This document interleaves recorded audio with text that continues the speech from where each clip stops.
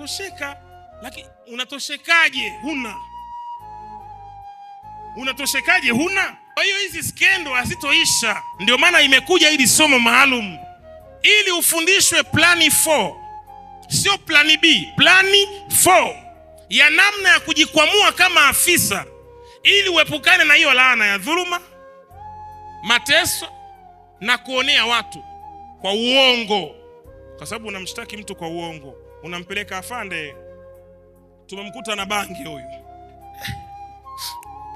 Mimi sijai kuvuta. Wewe hujai kuvuta wapi? Haya, hujai kuvuta, hujai kunusa. Mimi sijai. Una rafiki anavuta bangi naye, basi ndo hiyo. Twende. Unamsingizia mtu kwa uongo, lengo upate chochote kitu. Kwa hiyo afisa akiwa na uchumi mzuri, unaepukana na malaana hayo. Nimeeleweka? Yes sir. Anajengewa maafisa huko, jengewa huko magorofa afu zinawekwa AC tu huko. Mtu katoka kupigika Monduli huko, anarudi tena mnamweka kwenye bati.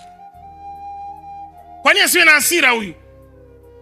Akifika tu barabarani, nyie raia, sema Mungu wangu, afande kapatwa na nini afande huyu? Jua juu ya jua.